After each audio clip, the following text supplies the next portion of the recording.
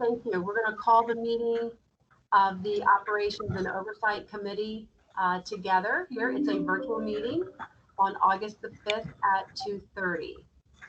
So let me first by just confirming who we have in attendance from the committee. Dan, would you be so kind as to tell us who is on the call that is makes up quorum? Absolutely. So on the call, we have Bill Caudle as a committee member. We have Jamie Johnson, who just joined us moments ago as a committee member. We have Jeanette Frank as a committee member.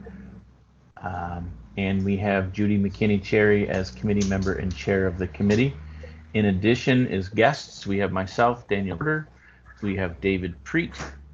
We have Keith Guthrie, Melissa Johnson, Rayanne Widmer-Mason, and Sally Rousseau, and did I say Phyllis Ballier? I don't remember if I said Phyllis Ballier or not, but Phyllis is on the call as well. Did we lose Joanne? Nope. I think her picture just rotated down to the bottom. She's still on. Okay. All right, so I'll ask first if there are any disclosures of any conflict of interest as you have looked at the agenda. Okay, hearing none. I'm going to ask for those who have had the opportunity to read through the minutes, I would entertain a motion to accept the minutes from June the 3rd, 2020. This is Joanne. I'll move. Bill Caudle, second. Joanne.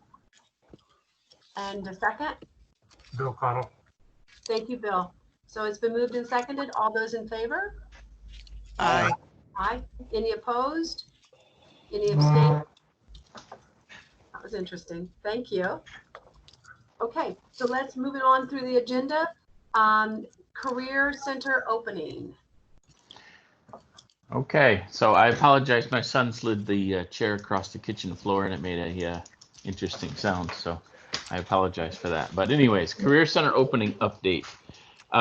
So we began this week with our Career Centers accepting and being able to do some in-person by appointment only visits. Our two centers or two locations that are doing that currently, the Montour Falls Career Center has the ability to, beginning this week, to do appointments only. We've got a pretty regimented structure in place, and they are moving along. We will be meeting tomorrow and Friday, probably Friday, to kind of talk about the learning on that particular center and then modify our protocols moving forward. The Hornell Library, we have in the city of Hornell, we normally have a career center. However, because it's a state building and the Department of Labor is the primary leaseholder on that space, I have no idea when that is opening. So Jim Griffin and the city of Hornell were able to kind of help us find a location that we could use. And so we have entered into an agreement with the city of Hornell's public library. And so we are in there 4 hours a day, 10 to 2, Monday through Friday. And that site has been given permission to schedule appointments and work through that. We have final clearances on the Bath Career Center. So beginning next Monday, the Bath Career Center will be able to schedule some initial appointments. And I just saw a quick email. I didn't dig into it real deeply, but it looked to be that the quick email I saw come through, Corning Community College looks like they've agreed to our protocols and processes for the Elmira Center beginning next week as well. So currently this week, we're in the process of seeing people in Montour and in Hornell, appointment only. We begin next week with Elmira and Bath. And then the protocol is at the end of every week, we have a conversation about, at least for the first few weeks anyways, at the beginning of or at the end of every week, we're going to sit down and talk about what we've learned and do we need to modify protocols or safety procedures accordingly. So that's our update on where our career centers are. Very good. Thank you. Next on are there any questions for Dan related to the opening? Okay. Next we have the youth program. So Keith, do you want to give us the summary? Sure. I am just going to share, well, I'll talk first and then I will share my screen if that's okay. Mhm. So the approvals and goals set by the O&O board, the emerging workforce team will enroll a minimum of 75 individuals in PY20. To date, we have enrolled 7. Emerging workforce team will target 19 work experiences. To date, 2 have been engaged in new work experiences, with 4 carried in for a total of 6 currently active. That was at the time of the writing of this report. Before the month finished out, we put 1 other young man into a work experience. We will target 12 training opportunities. To date, we don't have any in training, so we're at 0 with that, but we are submitting at least 1 and possibly 3 or 4 other ITA requests this month. And now I am going to share my screen.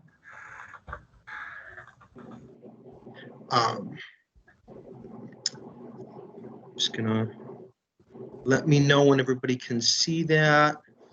Yes. I just wanted to present the information just a little bit differently than we have in the past, or than I have in the past. We had 23 referrals, 7 enrollments, and this graph just breaks down and compares it to last program year. So looking at quarter 1 referrals, we had 39 overall from all of the career centers. And to date, we have, in the first month of the first quarter, we have 22. So, I mean, I think right now this looks like we're doing pretty good. Active, this is how it breaks down as compared to sort of month by month, starting with July of last year and ending with July of this year, for a total of 90 active. Now, I do want to point out that I'm not currently able to track the follow-up super accurately. I still don't have access to the management reports. We hope to have those soon, and when we get those, I will update the reports going forward.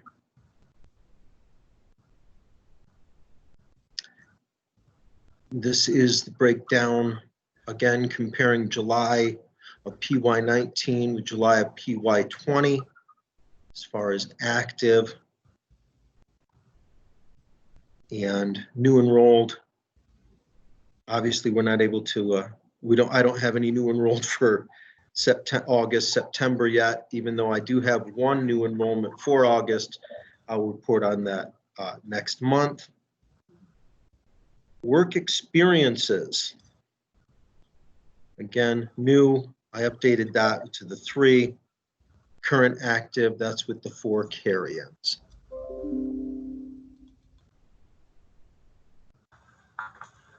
Additionally, I just wanted to report out to the board that we're sort of changed the way that we're approaching our work experiences. We're requiring a little bit more of the participants as far as completing trainings concurrent with the work experiences. As you know, we've been pushing the workshops, work readiness workshops, resume workshops, the soft skills workshops through the career centers, and we are requiring our work experience participants to complete at least 3 trainings related to their work experiences. Whether those are workshops or whether those are some other kind of trainings, we're requiring those as achievement objectives throughout the course of their work experience.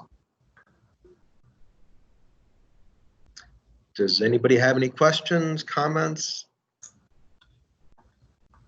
So I have a question, which is, as you're looking forward, as we're about to sort of, bring this fiscal year sort of to an end, do you, how short are we, is this how short will we be from your perspective, or will we meet some of our goals?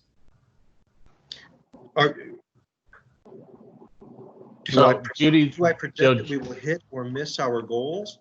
No. Hold on 1 sec. So So the new year just started on July 1, Judy. So we're into the Oh, new year. I'm sorry. I'm thinking beginning. October 1st. My apologies. Oh, My apologies. Yeah, don't freak out. Sorry about that. no, that's okay. I was gonna say, we're gonna smash them, man. We're gonna thinking federal. exceed that. Yeah, don't panic. Don't panic. Sorry about that. I was thinking the federal year. So my apologies for that one. So No any problem. questions from anyone else, especially smart questions? Okay.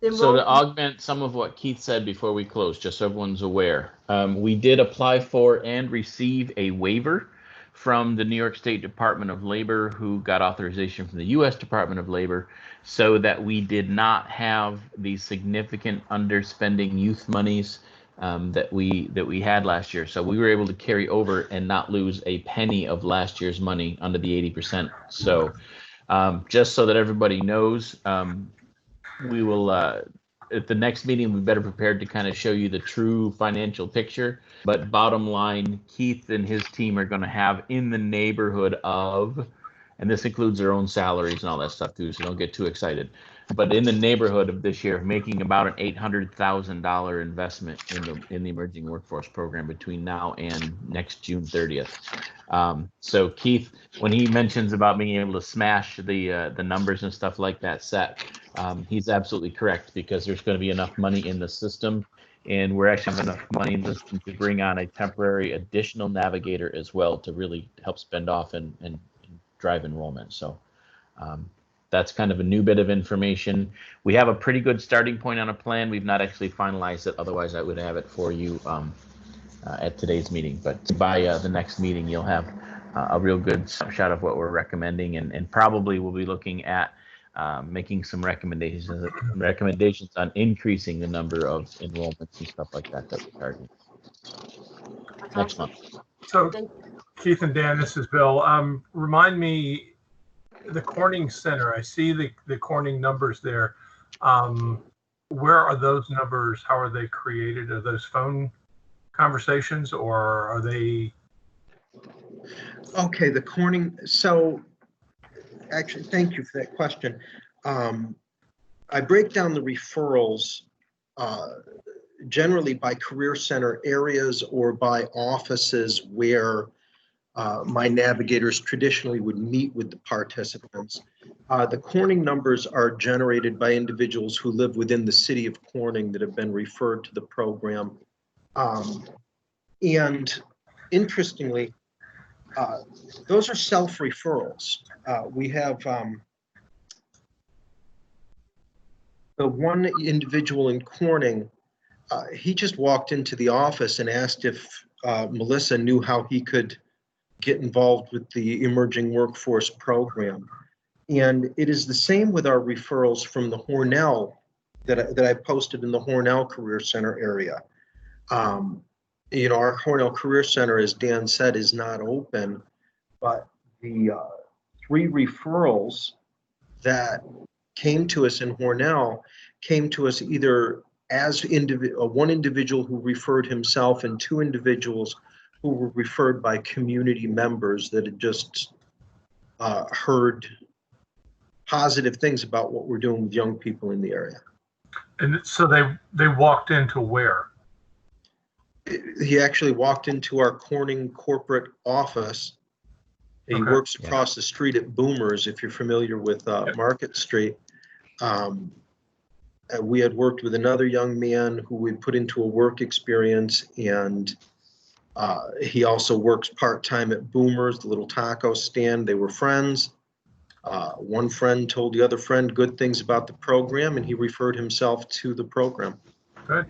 So Bill, just so you know, in the administrative office, we have, and for those of you that have been to the office, you'll remember seeing the very quite tall cubicle dividers, the off mauve with the glass tops. We've actually carved out a space where the youth team, the emerging workforce team, can meet customers. It's carved out right by the front door. So periodically you will see some folks walk into that space and or meet with the navigators in there. It is the only customers that we see, and we have a special door set up specifically right off the elevator, a special glass door set up for them to kind of enter and exit from. It's a limited use, but it's available for the youth team because having the young people, actually as a general statement, it's hard to have folks go from Corning to another location for services in youth. It was extremely problematic. So they had enough funds in their budget they could carve out, and we could allocate all the costs associated with that little corner space so they do use it. Yeah, I knew that you had carved that space out, but I also thought that we weren't really advertising it much or anything like that. So I was just curious where the numbers come from. And I hadn't thought about the Hornell numbers either since that office is closed. Yeah, we don't advertise the Corning location. It's really just available by word of mouth, or the navigators can kind of schedule appointments and stuff in that space. Good. When you guys said, how many referrals did you say the WIOA program has given? I did not break it down on this report by where we got the referrals from exactly. I can share that information with you. I do have that recorded. No, I have that, Keith. I just wanted to, I missed you for a second there because I went out for a second. So, okay. Thanks. If you do collect that data, it might be helpful to see where the referrals are coming from because, if you're doing marketing or whatever, it might be easier. Dan won't let me do marketing, but I will absolutely present that data on next month's report. I'm sorry, outreach, not marketing. There you go. There you go. Choice of words. But I will include that information on next month's report. Any other questions? Just in the report itself, it is in a probably a more helpful format than we've seen before, than I have seen before. So thank you. Thank you. Yep, that's great. All right, so moving along to individuals with disabilities. So individuals with disability access standards, etc. As we look to open our career centers, hopefully we'll be able to use and be more open and welcoming to individuals that might need some ADA accommodations in all of our centers. The only one that will be the laggard will be our Hornell temporary kind of facility because we're kind of in a hallway in the library as they're doing renovations currently. And to tear down the I can't get into the Hornell Career Center to even tear down that accessible computer equipment to move it to the library. But if I could, I'd have no place to put it. So Hornell, the site itself is ADA compliant, so we can see individuals and work with them in the space. But we don't have the accessible, self-service computers and scanners and things of that nature. So we are slowly getting up to speed now that we're able to access 3 out of our career centers to do that. On the website update, our website has been updated. It is now compliant with ADA. It does look a little funky when you first look at it, at least for me. But my understanding is that it's kind of to accommodate the different platforms and the type of mobile media and things like that, as well as the ADA. So it's up, it's running. It is not a finished product. We continue to design and revise it. But we've had, that's a big stride. At least we're now compliant with the ADA as far as our website goes, so people can better access that information. Very good. Thank you. Before we go on, can we go back to the youth program? We need motion for the first and second for the youth program, please. Oh, thank you. I apologize for that. So yes. So I'll accept a motion for to accept the report summary. This is Jeanette, so moved. Bill second. Thank you, Bill. All those in favor? Any Aye. opposed? Aye. Thank you. Thank you so much for that reminder. And I do see that, I see the asterisk, and we did not do it. So next one is operations. So, hi everyone. Good afternoon. I'm Dave, and I want to introduce also Nestor Leon. Nestor is the Vice President of Operations for the workplace, so he wanted to join in today. I'm just gonna elaborate more on some of the workshops that Keith was talking about earlier. And I'm going to try to share my screen here.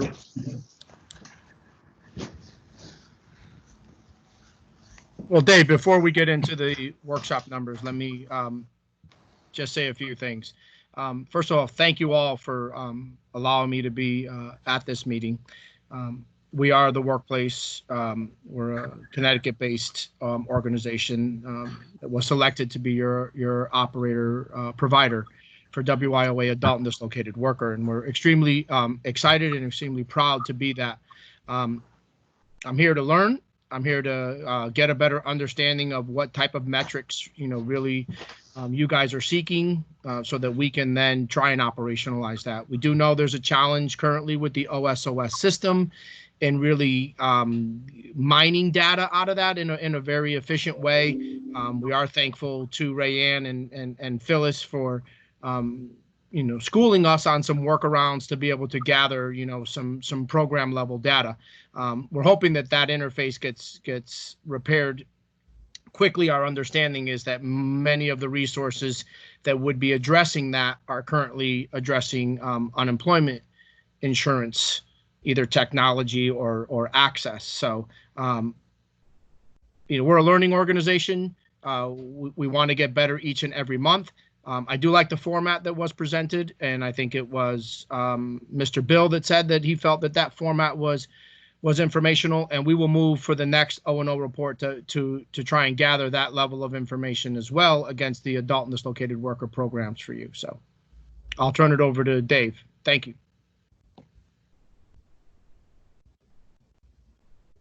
Dave, you're on mute. Everybody see my screen okay? So the number of workshops, I know Keith had talked about this, and now I don't know where that went. Here we go. Keith had talked about this earlier, the number of workshops that my staff through the workplace, as well as in collaboration with the workforce staff, have been not only developing, but offering over the past 3 months, actually since May, has really been pretty impressive. As you can see here, the top chart just shows the number that we've done, each workshop topic by number. So, there's been 4 workshops that have been offered 3 times. We've had varying degrees of success with each workshop. In May, we offered 5. And we had 18 attendees. I do know that one of those workshops, there was 12, so that number is skewed just a little bit.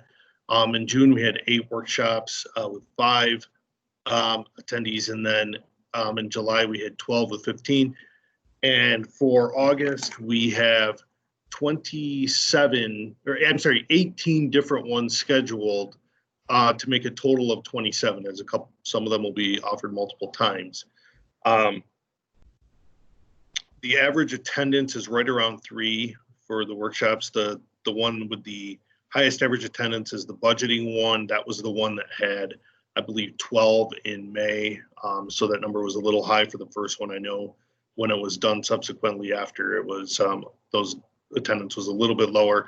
We are looking for ways to improve the attendance at the workshop. So if anybody has any thoughts or any ideas, we'd be very happy to, take those into consideration, as we're always, obviously looking to make these as successful as possible. Dave, And if I could interject, go back up to that. Sure. What we're also doing is we've operationalized with the WIOA career counselors to go back through their caseload and make sure that they are making these workshops available to everyone that's on their current caseload. So regardless if you're currently in a training program or you're waiting for your training program to start. So we hope that next month we'll be able to report and see better numbers of individuals attending these workshops. So there's a great menu of service, and kudos to the board and all of the partners to rally together to develop these workshops. These were not workshops solely developed by the workplace. but we will be seeing an increase of individuals attending these as the career counselors are going back through the active caseload and making them available to each and every individual that's currently on our caseload. And the workshop calendars are emailed out to every existing customer that the counselors are working with. So that is one way that we are trying to better promote the workshops and get more people in attendance. The workshops by provider since May, CSS Workforce New York, the PT Esprit program has done 12, the Emerging Workforce has done 5, and our staff at the workplace have done 8 of them. Those numbers were through mid-July. So if you broke that down by percentage, you can see the percentages for each program for workshop providers. And then I also want to show you some trends, some positive trends from some other center activities since April, actually, which is kind of beginning of April, which was kind of the beginning or right near the beginning of that COVID period. We have seen an increase since April and the number of emerging workforce referrals. We were at 8 last month and we were at 9 in July. I know we've already done a couple, I believe, in August. So I believe 11 in PY 20 already. We have seen a little bit of an uptick in the labor market information we've been giving out since May over the last couple of months. Our initial assessments have increased, as have our OSOS registrations. And then if you look at the incoming calls, obviously in April, that's when a lot of people were filing for the unemployment. So the numbers were higher than the incoming calls. But the unemployment calls have gone down in the last couple of months, which means that a lot more of the calls that are coming in are now for Career Center services. Also, and I'm having my mouse froze, so I'm trying to get out of here. Also wanted to let everybody know that we have Career Center staff training calendar. So I have developed that in collaboration with the site management committees. So anybody who has staff working in the career centers will be required to attend some mandatory staff trainings, which is part of our center operational plans. Not all the trainings on the calendar, and it is attached with the email, are mandatory. Some of them are optional. They will be mandatory for the workplace staff. But the ones that are mandatory are for all of those staff working in the Career Center. And I know our first one is August 27th. It'll be diversity and inclusion is the topic. Ashley Van Diver from the workplace will be the presenter. I've had almost all positive responses. The DOL staff I know is having some hesitation about committing all their staff to attend the live trainings because of their workload. So we are going to record the sessions so that those who can attend live can go back and view them at their own time. And again, I'm having my computer froze up, so I need to try. That's okay. So while he's doing that, I apologize. I have I've got a pretty critical call that I'm going to have to jump on. So I'm going to ask Jamie Johnson if you wouldn't mind taking over and chairing the remainder of this meeting. Can you do that for me? No problem. All right. Thank you. Happy to do it. All right. I appreciate it. Thank you. Thanks, Judy. So I apologize. It looks like Dave may have had to. I'm back on. Okay, I was going to say re-sign back on, but he's back on there. So. Yeah, my screen froze, so I apologize. Does anybody have any questions or any feedback? regarding any of the information that we presented?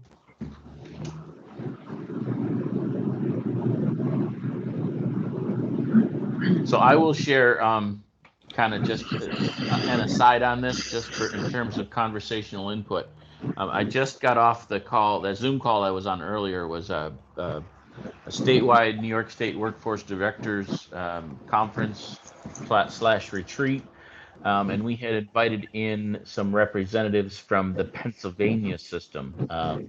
So Pittsburgh area, Allegheny counties, a couple of rurals, I forget where they were from, but we had a representative from across Pennsylvania. And one of the things that, and it speaks directly to kind of what Dave's data was showing, they are really tremendously struggling in Pennsylvania to get traffic. So their career centers have been open on a walk-in basis now for 7 weeks across a goodly chunk of the state. And they are seeing very, very abnormally low customer flow into the centers. So we have one rural one down in the southwest, far southwest corner of Pennsylvania. All the other areas, even the Pittsburgh, is saying that they're having a very, very hard time getting customers to engage, and that does mirror a little bit. New York we're not open, but we are, and it was kind of reinforced in that Zoom call by the other web directors from New York that we're experiencing a very hard time getting our job seekers, even though there are historic levels, raw numbers of them, getting them to actually engage with the workforce system en masse it seems to be not happening the way you would intuitively expect it to be happening. So I can't speak. I don't. Nestor has maybe some knowledge, a little bit of the Connecticut system and maybe the Rhode Island systems, but there seems to be a real lag there. They do write it off to the $600 a week phenomenon because they've started to see a little bit of upticks, but even with the end of it, that being that $600, they're not seeing the rush. So that's just a bit of information kind of leading into Dave's. So don't be necessarily dismayed when you see the lower numbers on individual services, because I don't believe it's us. I think it's a bigger issue somewhere, and I don't know what it is, but that's just Dan, so Dan, this is Joanne. Just to kind of say a few things about numbers too. It's hard to believe, but we're at historic lows for temporary assistant applicants and clients. It's the lowest it's been since like 2008 when I look back on data. Also, the state has pretty much waived any employment requirement other than that we need to do an initial assessment. So people don't, if they're on TA, don't necessarily need to be doing any employment related activities. So that also may contribute to some of your decline in people coming into your center. Yeah, if I could add to that, yeah, the mandatory population obviously helps because they have a work requirement, so there seems to be a little more interest in them, engaging with us. But I think what Dan said is very consistent because not only in Connecticut, but in Rhode Island, Virginia, and in Massachusetts, all the centers are struggling to try and engage individuals, and we're trying to meet them where they're at. We're trying to meet them virtually. All those offices that we oversee are currently closed, to the forward-facing public, and it is absolutely a challenge. And it is attributed. We did a quick focus group in Virginia who wanted to open up, and we had about 80 individuals take this survey information. It wasn't done by me, it was done by the board out in Crater. And the response was that they felt that there was going to be another stimulus package and that many of them were still worried about what work would look like. Many of them were in service industries. So going back to work and understanding that they may now be exposed to this particular virus. No, I mean, it doesn't mean that they shouldn't still be engaging. We're sending them information. We're saying that, if that's your choice, that's fine, but engage in the services. So when you come out of this, you'll be better suited.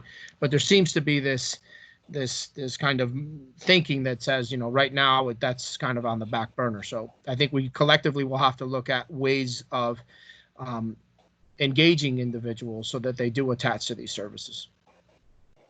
Well, and one thing that we're trying to do, we just brought back our own employment staff because they were furloughed due to not having any mandates to actually have to do anything. And one of the things we're now looking at is offering, even though we can't sanction or do anything to somebody if they refuse any of the employment activities, trying to encourage our folks to start engaging. So maybe Dave, we can, and Keith, because some of ours are younger too, and they may fall into that WIOA population, but maybe we can have some conversations after this call, you know, about how we can maybe join together and make it a more concerted effort, because we would really like to try and, you know, encourage people, because at this point in time, there are jobs out there for people. And so, you know, also looking at what their barriers are. And we're actually rethinking our whole mobile work crew program and trying to put them in work experience programs to build their resume so that they are more marketable for actual jobs. So the only drawback I have right now, but we can work around this, is my employment supervisor is out on medical leave at least till the 17th of August, but we're still moving forward. So we can at least have some of those conversations to try and figure out how to do that type of maybe piggybacking on each other. Absolutely. Include us in that conversation, please. And then That Phyllis sounds- as that well, sounds because I wonderful. do know that our PTE program in Chemung County is having that same thing. And it's Joanne's, your population in Chemung County. And we're Right. trying to create some, you know, we no longer have the proverbial stick. So we have to have a really pretty looking carrot Yep. to try and get them off the sidelines. So we've spent a lot of time doing that, and we still struggle a little bit. So I would love to have Phyllis and Keith and Dave and yourself. Thank you for bringing that up. I would love to brainstorm. Me too. And what kind of jobs are employers trying to fill? I mean, would it be helpful to have some? I think there's an impression that nobody's hiring. And maybe some of that has to be addressed with, you know, here's where the jobs are today. Sure. Healthcare is one that is. Healthcare, it's some of it is sector based. So there's there's the eternal healthcare shortage, per Dave's comment. Absolutely. I mean, that's across the board, which is surprising because it really, a couple months ago, there was the healthcare sector was actually laying people off because they couldn't do the voluntary or the non-required, whatever they call non-essential, non-emergency surgeries and procedures and whatnot. But the healthcare sector is really ramping up.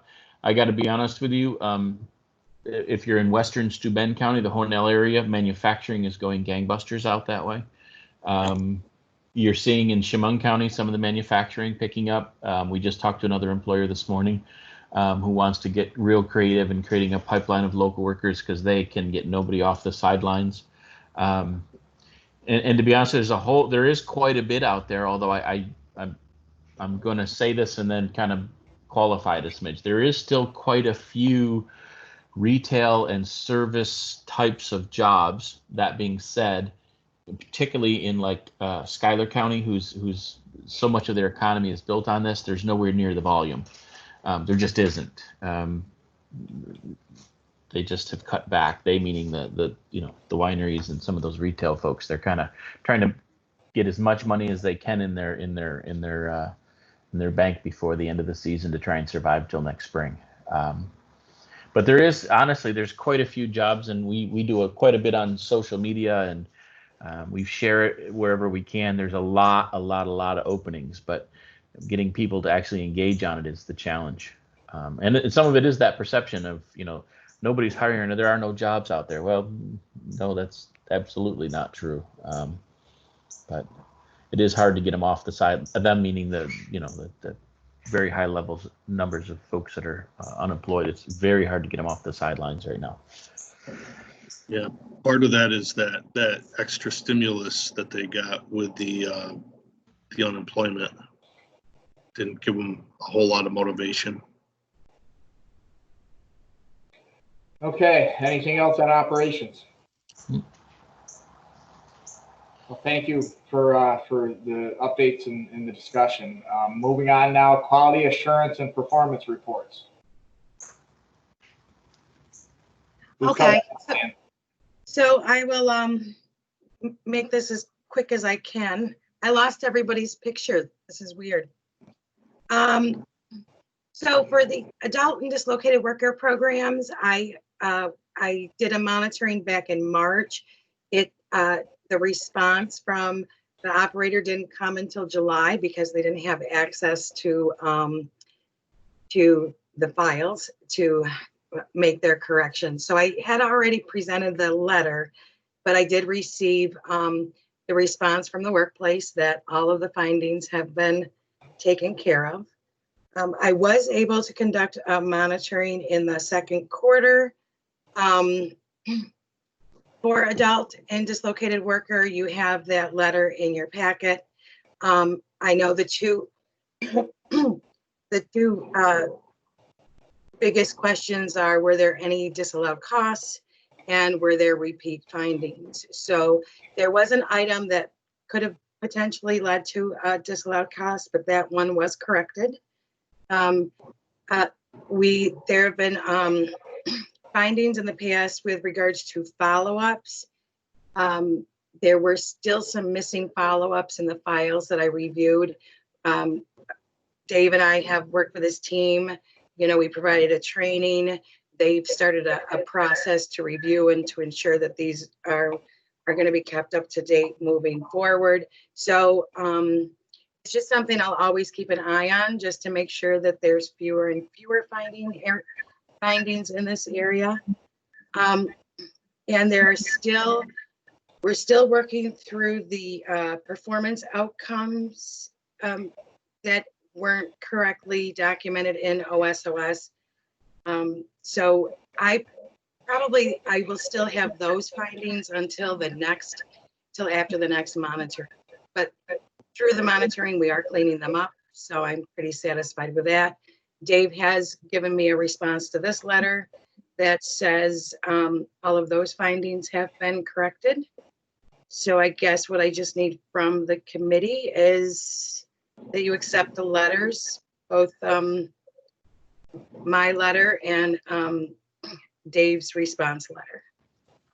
If there's any questions, let me know. The only thing I would add to Rayanne's summary on the QA monitoring and whatnot is that the areas she mentioned about the findings for performance outcomes or whatever, please know that that is a fairly recent change, and I'm not even sure the dust has completely settled with the state yet on how to record some of that, and they've kind of changed their mind along the way. So I don't necessarily see that issue as an operator or even local staff. I guess it is an operator and a local staff problem, but it really is something that's just going to take time for the system to catch up and clean it all and train folks and the state to come to a final resolution. So I'm personally not terribly nervous about that, as long as, and Rayanne is assuring me that she's seeing positive progress on getting that information recorded properly in OSOS. Good. All right, if there's no further questions for Rayanne, we'll take a motion to accept her letter and the response. This is Joanne. I'll move to accept the letters and response. Is there a second? Second. All right, any additional questions for Rayanne? I did have one question. Rayanne, when you do a follow-up and you find something still isn't corrected, does that get documented back to the provider somehow, that you did a recheck and it still wasn't corrected? Yes.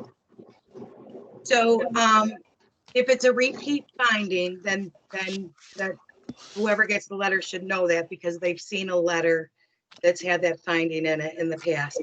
but I will go through after I'm informed that they're corrected. I will take the most extreme errors and I'll make sure that those are corrected. And then I'll do a scan of the others. If they are still a problem, yes, I communicate to them immediately to get them In a fixed. written form, or is it just verbal? You know what? It's never happened. Okay. So I will tell you, I won't leave a mistake.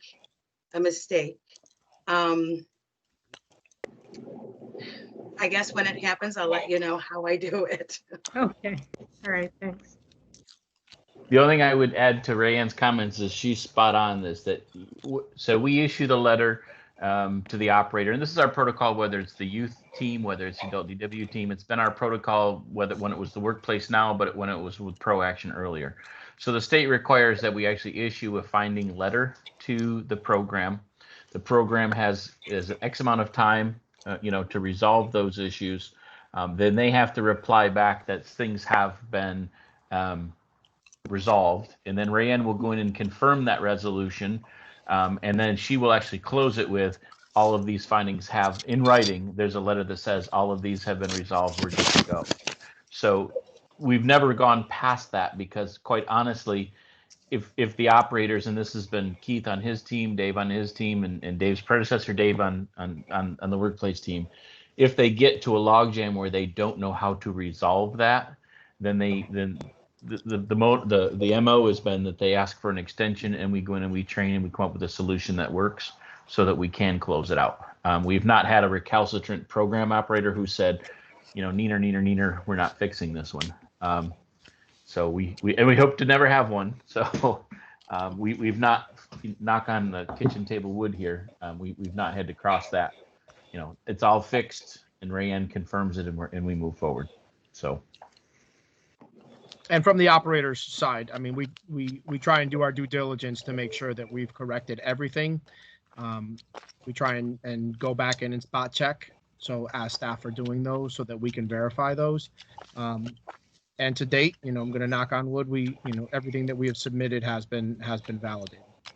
Yeah, no, I just think it protects everyone to have something in writing, because then if there's an accusation of non-compliance or whatever, you got a paper trail. Yeah, in this case, it would be on us, the operator, because we would have submitted to Rayanne that the error was corrected, and inadvertently it would not have been corrected, and it would show as an error again in a wizard or an extract, and we would be holding the bag on that one. So. All right. Any And other? I do want. Go ahead, Dave. I was gonna say, that is the goal, is for my team to show continuous progress with that. So. Good. Any other questions or comments? Well, there's a motion and a second on the table. All those in favor? Aye. Aye. Opposed? Carried. Updates on Career Center monitoring. So in June was the last month to get a Career Center monitoring for the second quarter. You guys had agreed that if I wasn't able to do it, that would be okay. So I was not able to conduct the Career Center monitoring in June. I was able to do the adult and DW, and I was able to do youth, but I'm just closing the loop on that. Okay. All right. Anything else under quality assurance and performance reports? I've got nothing more. All right. Thank you, Rand. Yep. Operator RFP. Dan? Okay, so there's technically no action that we need to do here, but there's some action items that we need to do here. What do I mean by that? So about a year from now, we will be, so that we're entering right now, we're getting ready to enter in September, the third and final year of our RFP for our Title I Adult DW and Career Center operator. So we need to begin planning for the next RFP. As far as writing it, drafting it, advertising it to the world, scoring the returns, and whatever comes from that process, about a year from now. So what I would love to do and what I'm recommending, and I'm if as a group you want to decide today, that's awesome. Or if you want to wait, we can do that. But my thought is that the Operations and Oversight Committee form kind of a little sub task force and take ownership of the RFP creation process as well as the review process. I think it makes logical sense in that your team is the group that sees the operator reports, that sees all these different things and is kind of monitoring it and checking it and holding, as needed anyways, holding toes to the fire. So my question to you is do you as a group concur with that? Or do you want to maybe go to the board meeting later this month and see if the board wishes you to do it, or set up a separate task force? But bottom line, we need to. I'm recommending that this group take kind of leadership and ownership of that. And I guess I'll leave that first step and maybe open it up to some quick conversation or thoughts or reflections on that question. And then I have one more layer of question after that. So Dan, I mean, my initial thought is that, I think we know what the board will decide, but just from a process standpoint, we probably should take it back to the board with a recommendation from staff, meaning you, that this committee take that on. It just seems like the logical, process, since this is, ultimately a board decision on who will be the ultimate selection from this RFP process. That's a board decision, so it seemed like logically the board should be the one that asks or designates this committee as the responsible party to develop that RFP. Correct. I concur, and I think I didn't communicate well. So my thought would be that this group, if you do indeed wish to kind of take on that and you're supportive of that, then at the board meeting, maybe staff, maybe during Judy's presentation, the full board, I could even bring up this, or I could make it a standing item, however, from a process perspective. But I didn't want to spring it on this group. If this group, for whatever reason, said, not unless we're forced to, and we'll go kicking and screaming into the night, then, we would kind of take a different tack in the board meeting. But I think this makes sense for this group, and my recommendation would be that this group, I'm just kind of putting my toes in the water and saying, does this group, before I make that recommendation to a full board, do you concur, and does that make sense to you all? It seems to make sense. This is Joanne. To me, that would be the recommendation. So I don't know if you need a motion or anything that we're recommending that you take it to the board for approval. I guess No, I don't need a formal motion. I'm looking really for a consensus. Do you guys, as a team, do you want to take this on, and does it make sense? And if so, then, Judy would be probably presenting it as part of her report at the full board meeting. That, this is a project coming down the pike, and after staff recommendation, they concur, and they're recommending to the board that they take the lead on it. Because Jamie's right. I already know, having worked with our board long enough, if this group says, staff recommend it and we don't contest it, no one else is going to step forward and say, no, I want to do it. That's not going to happen. But again, I want a consensus and a little heads up to you all. I think the only comment that I would make to you on this is that, and I probably speak for everyone on this committee, we're going to rely heavily on staff to help us through that process. Oh, absolutely. Yep. That actually leads into my next point, which is, if this is the case, that the staff recommendation of board committee concurs, we'll have to kind of design what support you group will need. So there's no rules in place currently that says that only people on this committee can do it. you can certainly, you know, form a little mini task force, and 1, 2, 3, 5 of you plus 1, 2, 3, 5, 10, however many of other people want to be part of the, you know, the crafting of that RFP, and then subsequently the grading of that RFP. So if you're good with it, you know, my thought would also be at the full board meeting that we talk about, you know, unless this committee wants to take whole ownership of it, but it might be worthwhile to kind of open it up to other board members who might want to, I'm sorry about that, my school's trying to call me, might want to open up, you know, be part of this process. The caveats are in that process that if you are part of the creation of the RFP,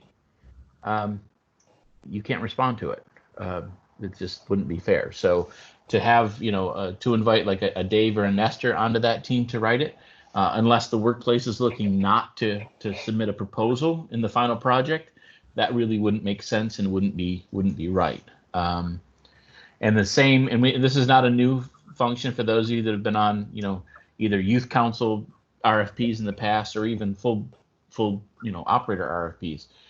That becomes a decision of some of our, you know, potentially conflicted board members. And I'm thinking the CCCs and the GST BOCES of the world that might be tempted to put their toes in the water, and they have to really think about whether they want to help draft it and kind of be part of that process, or if they want to kind of wait and actually apply to whatever the final product is. So my recommendation would be to have Judy recommend to the board that, you know, after staff input, that the O&O team could take the lead on that, to maybe open it up to see if other board members or if there were key community people that you wanted to bring into it could be part of that process. And then staff will obviously be there to write and type and draft and redraft and make copies and all that fun stuff along the way. But it will be sequestered, so whoever's on that writing team will not be able to discuss the specifics of that RFP, although in certain instances they can maybe bounce out and take the temperature of the board or other community folks in consideration while they're writing it. So if I'm following all the recommendations correctly, then I guess I'm recommending that Judy recommends to the board that this committee take this on, and we open it up to the full board for, you know, additional volunteers and participation. Yeah, and thoughts and direction. There may be some of our, particularly our private sector members on our board, that may want to make sure that in the next RFP that we, you know, accent this particular service or create services over here or there or whatever. So I think there probably should also be some conversation about what is a board, what does our system look like post-COVID? And I don't mean to sound, you know, all cliche or whatever, but you know, some of the basic dynamics of the workforce system have changed over the last 6 months. And, you know, do we want to enshrine that into the next 3-year operator contract? And if so, how? Okay. Anybody else have any questions, concerns? I'm good with it. Well, I guess, Dan, you've got your marching orders then to get with Judy and get this presented to the full board at the next meeting. Okay, we'll do it, and then I'll make sure I put on your agenda some sort of a report out on here, and then during those, because we're creating the RFP, that part of the meeting will be probably in an executive session, just to avoid any conflicts and stuff like that. Or maybe that group wants to meet entirely separate. I don't know, but I'll work through with Judy on that, and we'll go from there. But look forward to the next board meeting. That's all I've got. Thank you. All right, 328. Anybody else have anything for the agenda? Well, good. Well, we're right on time. With that, I thank everybody for their time, and we'll take a motion to adjourn. I'll move to adjourn, Joanne. Is there a second? Oh, what the heck? It's Bill. Yeah, All right, Bill. All right, well, all those in favor? Aye. We are adjourned. Thank you all. Thank you. Thanks, everybody. Thank you all. Thanks.